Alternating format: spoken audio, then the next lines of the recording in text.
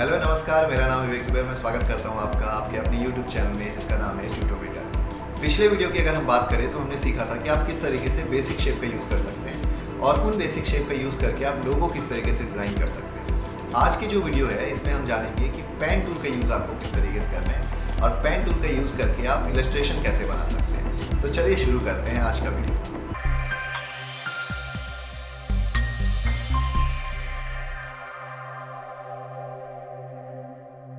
तो आज की वीडियो में हम जानने वाले हैं कि पेन टूल का यूज़ कैसे करना है, ऐड एंकर पॉइंट टूल का यूज़ किस तरीके से करना है, डिलीट एंकर पॉइंट टूल का यूज़ कैसे करना है और साथ ही साथ एंकर पॉइंट टूल का यूज़ किस तरीके से करना है। तो शुरुआत करते हैं पेन टूल से।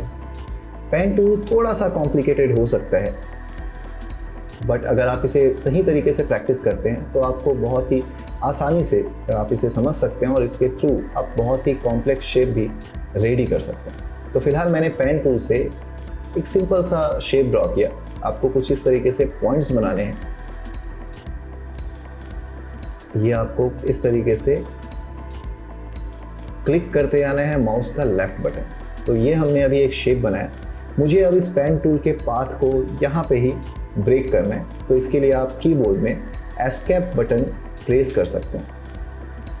ओके, सेकेंड आता है अब हमारे पास ऐड एंकर पॉइंट टूल। इसका यूज़ करके आप इस पाथ में जहाँ पे भी आपको लगता है कि आपको पॉइंट ऐड करने हैं, आप पॉइंट ऐड कर सकते हैं। जैसे मैंने यहाँ पे पॉइंट ऐड किया, इसी तरीके से मुझे यहाँ पॉइंट ऐड करना है। तो आप जिस भी जगह पे चाहें, जिस भी जगह पे आप इस पाथ पे पॉइंट ऐड करना चाहते हैं, आप पॉइंट ऐड कर सकते हैं। इसके अलावा अगर आप यूज़ करते हैं डिलीट एंकर पॉइंट टूल का, तो आप इससे जो आपके अनवांटेड पॉइंट हैं उसे आप डिलीट कर सकते हैं। जैसे मैंने कुछ इस तरीके से क्लिक किया और वैसे ही मैंने यहाँ पे भी क्लिक किया। अगर आप इस पॉइंट के बाहर क्लिक करते हैं तो आपको ये कुछ इस तरीके से एक एरर मैसेज देता है, please use the delete anchor point tool on an anchor point of a path, so that आपको जब भी पॉइंट डिलीट करना है आपको उस पॉइंट को ही क्लिक करना है। ओके, देन बारी आती है एंकर पॉइंट टूल का। इसका यूज़ करके आप पॉइंट को कुछ इस तरीके से कंट्रोल करके कर्व में कन्वर्ट कर सकते हो। पॉइंट को कर्व में कन्वर्ट किया। अब अगर आप इसे कंट्रोल करना चाहते हैं तो ये जो हैंडल है, इस हैंडल के थ्रू आप इस कर्व को कंट्रोल कर सकते हैं। अगर आपने वापस से इस पॉइंट पे क्लिक किया तो ये कर्व जो है वापस से आपको मिल जाएगा कुछ इस तरीके से पॉइंटेड। अगेन आप इससे इस तरीके से कर्व बना सकते हैं। ऐसा ही मैंने यहाँ पे भी किया। इसके साथ साथ ही हम इसके शॉर्टकट की भी बात कर लेते हैं। पेन टूल के लिए जो शॉर्टकट की है वो है आपका P, यानी जैसे ही आप कीबोर्ड पे P बटन प्रेस करते हो, यानी P की प्रेस करते हो, तो आपको पेन टूल मिल जाता है। ऐड एंकर पॉइंट टूल के लिए आपको प्लस बटन पे प्रेस करना है, यानी प्लस की का यूज़ करना है। डिलीट एंकर पॉइंट के लिए आपको माइनस की का यूज़ करना है और एंकर पॉइंट टूल के लिए आपको शिफ्ट प्लस C का यूज़ करना है। अब बारी आती है सिलेक्शन टूल की।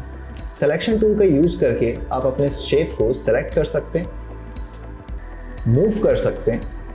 साथ ही साथ अगर आप इसे रोटेट करना चाहते हैं तो आप इसके थ्रू इसे रोटेट कर सकते हैं। कुछ इस तरीके से कॉर्नर पे आपको ये आइकन चेंज होता हुआ दिखाई देगा और इसके थ्रू आप इसे रोटेट कर सकते हैं। और अगर आप इस पॉइंट को कुछ इस तरीके से ड्रैग करते हैं तो आप इसे स्केल कर सकते हैं, यानी इसके साइज़ को आप कम और ज़्यादा कर सकते हैं। इस कंप्लीट प्रोसेस को हम कहते हैं ट्रांसफॉर्मेशन। ट्रांसफॉर्मेशन कहने का मतलब है कि आप इसके थ्रू शेप को मूव कर पा रहे हो, रोटेट कर पा रहे हो, स्केल कर पा रहे हो। तो ये सारे ऑप्शन आपको सिलेक्शन टूल प्रोवाइड करते हैं। अगर आप पॉइंट को कंट्रोल करना चाहते हैं तो उसके लिए आपका डायरेक्ट सिलेक्शन टूल है। इसके थ्रू आप जितने भी पॉइंट्स हैं उनको सेलेक्ट कर सकते हो और उनको कंट्रोल कर सकते हो। जैसे कि मैंने इस पॉइंट को सिलेक्ट किया और मूव किया। इसके अलावा आप इन हैंडल्स को भी इसके थ्रू सेलेक्ट कर सकते हो कुछ इस तरीके से। अगर हम एक डिफरेंस देखें डायरेक्ट सिलेक्शन टूल और एंकर पॉइंट टूल में, तो उसको समझने के लिए पहले मैं यहाँ से डायरेक्ट सिलेक्शन टूल का यूज़ करता हूँ और इसके थ्रू जब आप इस हैंडल को कंट्रोल करते हो तो आप देख सकते हैं कि दोनों हैंडल एक साथ कंट्रोल हो रहे हैं।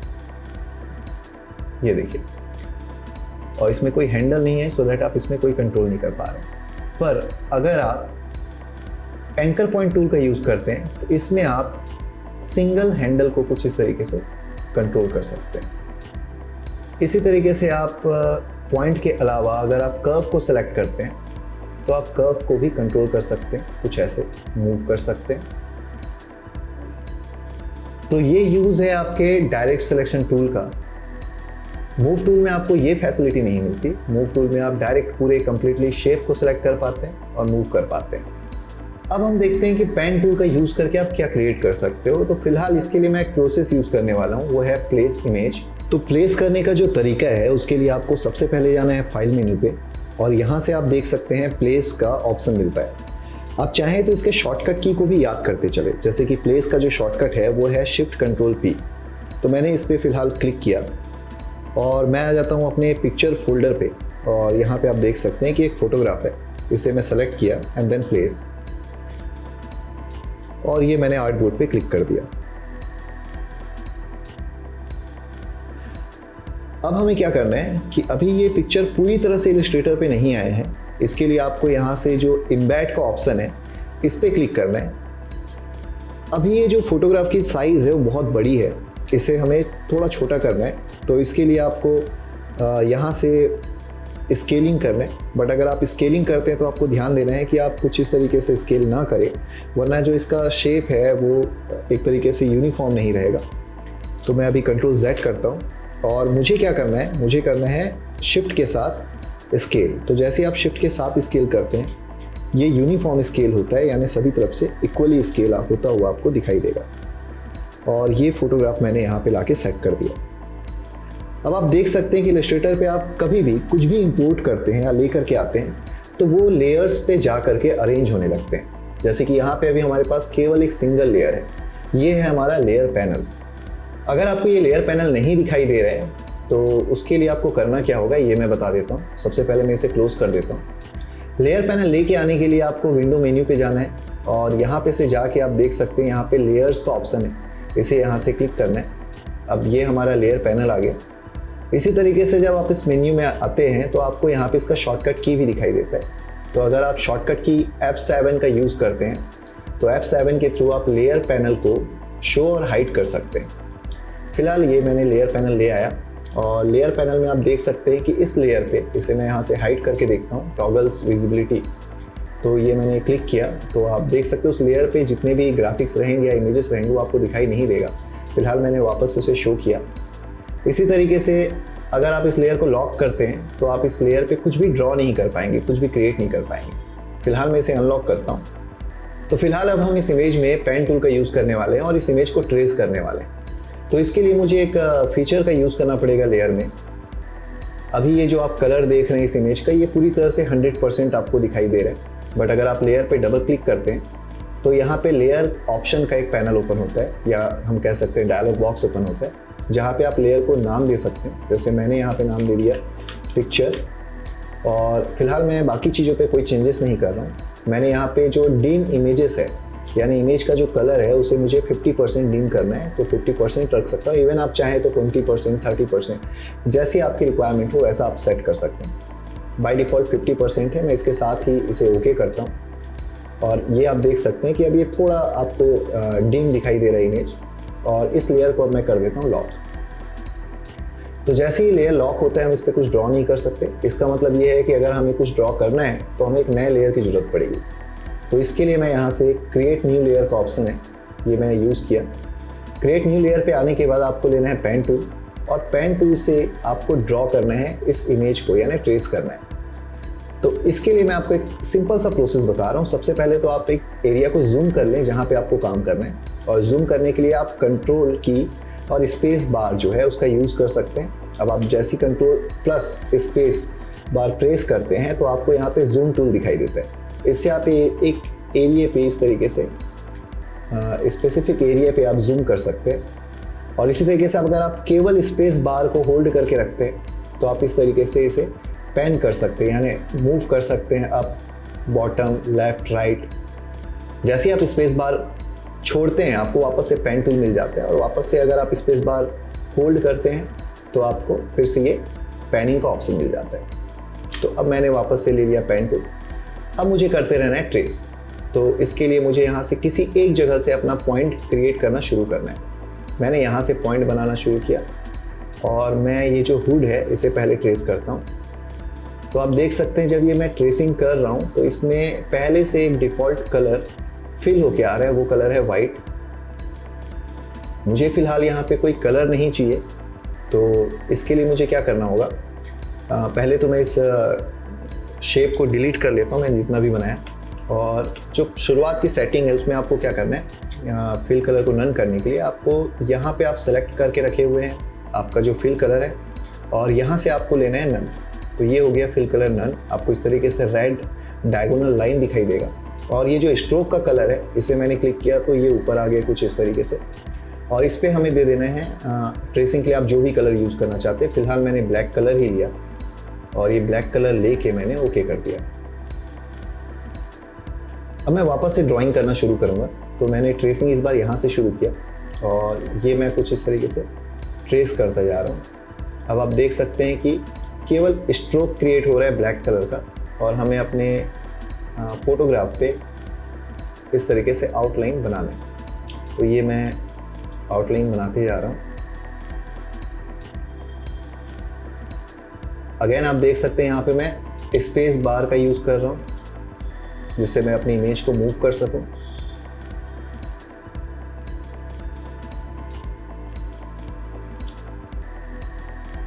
और ये इसका जो आउटलाइन है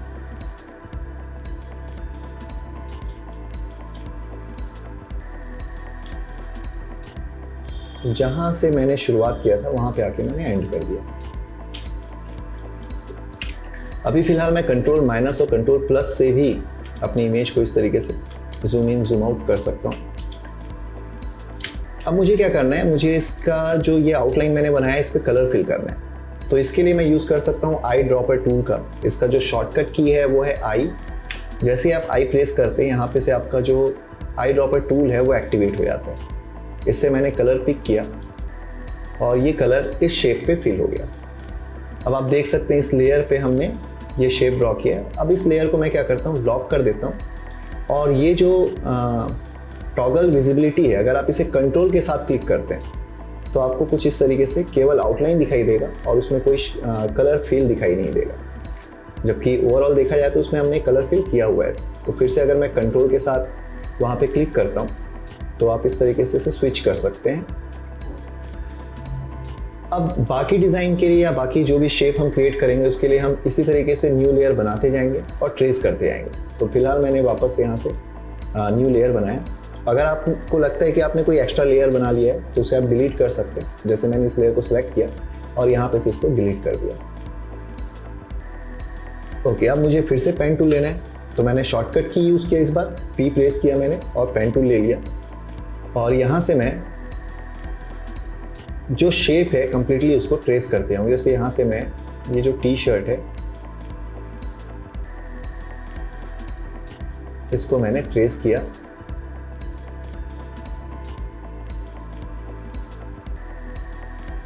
और यहाँ पे लाके मैंने क्लोज कर दिया। अगेन आई ड्रॉपर टूल लिया मैंने, आई प्रेस करके और यहाँ से कलर पिक कर लिया। फिलहाल आप देख सकते हैं मैंने कलर पिक किया, उसके बाद भी आपको कोई फिल कलर दिखाई नहीं दे रहा। उसके पीछे वजह ये है कि हमने यहाँ से इसकी जो टॉगल विजिबिलिटी है इसको इस तरीके से स्ट्रोक टू फिल करना है। अगेन इसे भी करते हैं। तो इतना एरिया हमने ट्रेस किया है। अब इसी तरीके से पूरे इमेज का जो अभी आपको आउटलाइन लगता है उसको आपको ट्रेस करते आना है। तो फिलहाल इसे मैं फास्ट फॉरवर्ड कर दूंगा ताकि ये प्रोसेस आपको बार बार ना देखना पड़े। और यहाँ से मैं अपने प्रोसेस को आगे बढ़ाता हूँ। मैंने इसे भी लॉक कर दिया और ये दोनों का जो आउटलाइन है ये टॉगल स्विच कर दिया मैंने यहाँ से। और अगेन न्यू लेयर। और अब मैं फ़िलहाल पूरा इमेज ट्रेस करने वाला हूँ।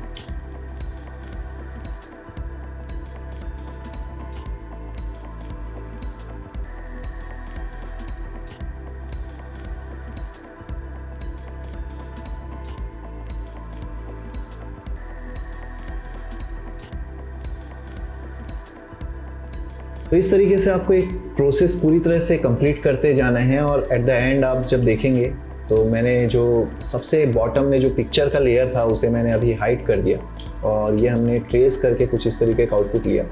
थोड़ा बहुत जो मॉडिफिकेशन है वो आप यहाँ से जैसे डायरेक्ट सिलेक्शन टूल लेके आप ये देख सकते हैं कि यहाँ पे ये चेंजेस करने हैं थोड़े, तो मैंने इसके पॉइंट को सिलेक्ट किया और इसे यहाँ से छुपा लिया कुछ इस तरीके से। वैसे ही अगर हम यहाँ पे भी देखें तो जिस भी लेयर पे आप चेंजेस करना चाहते हैं आप उस शेप को यहाँ से कंट्रोल कर सकते हैं। फ़िलहाल बाकी लेयर्स लॉक हैं, मैं सबको अनलॉक करता हूँ और मैंने इस लेयर को सिलेक्ट किया और इस पॉइंट को भी जैसे मुझे सेट करना है तो ये मैं सेट कर सकता हूँ। तो इस तरीके से आप इमेज क्रिएट कर सकते हैं। फ़िलहाल मैंने सारे लेयर्स को इस तरीके से अगर आप ड्रैग करते हैं तो आप इनको हाइड कर सकते हो और वापस से इस तरीके से अनहाइड कर सकते हो, या स्पेसिफिक लेयर को आप इस तरीके से 1 बाय 1 शो कर सकते हो। ये पॉइंट्स से भी मैंने यहाँ पे सेट किया और इसी तरीके से आपको इस इमेज को जितना डिटेल आपको रिक्वायरमेंट है आप उतना ट्रेस करते जाएं और जितना ज़्यादा आपकी ट्रेसिंग रहेगी उतना ज़्यादा आपको समय देना पड़ेगा। तो ये प्रोसेस आपको एक बार ट्राई करना है इलस्ट्रेटर पे, इससे आप बहुत ही अच्छे इलस्ट्रेशन रेडी कर सकते हैं फोटोग्राफ का यूज़ करके। तो दोस्तों आपके लिए वीडियो मेरा कैसा लगा मुझे कमेंट बॉक्स में जाकर ज़रूर बताइएगा, और अगर वीडियो सच में बहुत अच्छा लगा हो तो प्लीज़ मेरी वीडियो को लाइक करने के बाद अपने दोस्तों के साथ शेयर जरूर कर दीजिएगा। अगर आप मुझे सच में सपोर्ट करना चाहते हैं तो प्लीज़ मेरे चैनल को सब्सक्राइब करने के बाद बेल आइकन दबा दीजिए। अगर आपको किसी भी एनिमेशन या VFX के रिलेटेड सॉफ्टवेयर पे पेड ट्यूटोरियल चाहिए तो आप मुझे डिस्क्रिप्शन दिए मेल ID पे कॉन्टैक्ट कर सकते हैं। तब तक के लिए दिस प्रविदास साइनिंग ऑफ।